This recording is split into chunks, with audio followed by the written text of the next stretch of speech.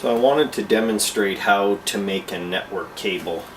So I have some outdoor rated Cat5e cabling here.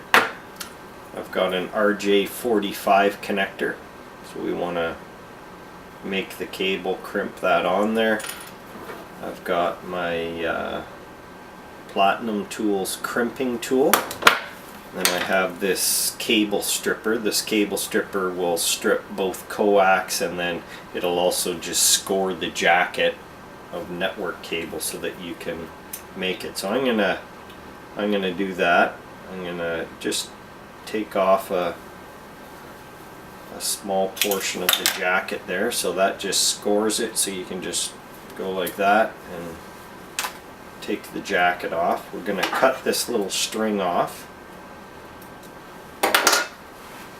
So we're going to make an RJ45 T568B wiring connection today. So there's two different types of wiring methods. There's T568A and T568B.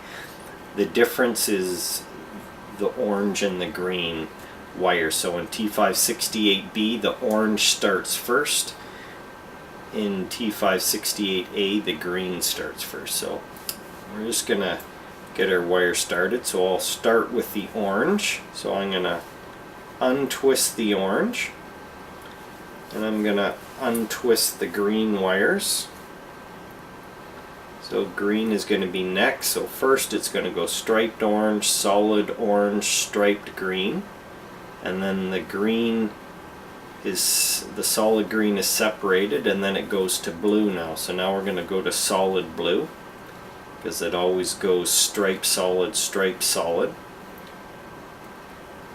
So just get your wires smoothed out, get them all in place. Brown is the last set.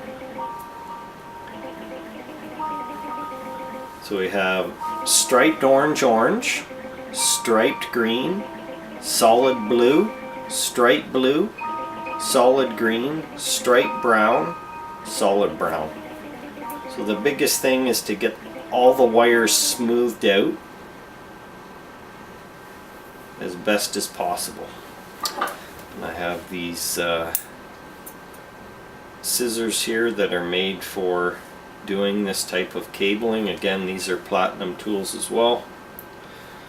I'm gonna cut off. I use a pinch test, so after you've done a number of connectors, you'll kind of know how much you want to cut off. You don't want to cut off too much, and you don't want to cut off too little.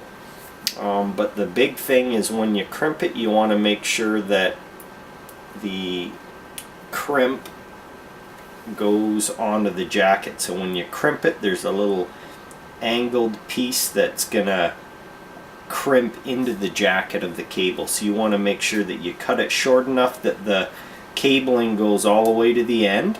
So I like to double check and make sure you can see the copper ends of each cable right to the end. You want to make sure the jacket of the cable is far enough in that that little angled piece is going to crimp onto it to hold the cable in place.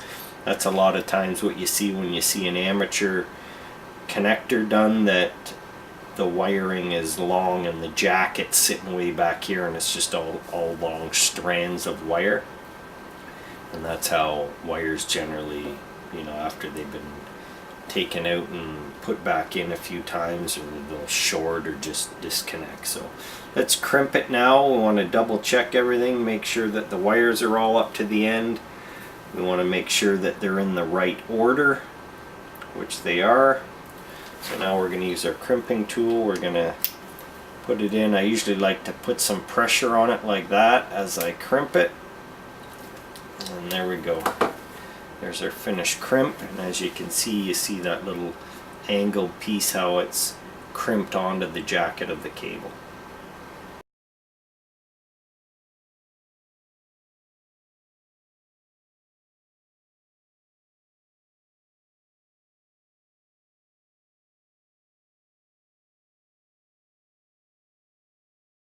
And then once you do the other end, you can buy a tester. I use this little tester here from Progressive Electronics. It has two pieces. You can just plug one end here, and then it will do the cable test for you. So we can actually check that. So I'm going to turn it on, and it has each cable number here. So I'm going to plug one end in there, and I'm going to plug one end in here, and all the wires should line up. So if there's any errors, they'll usually flash or tell you that there's an error. So as you can see, this connection was done properly, and you can use that now for your network-based cameras, whatever you want to use the cable for.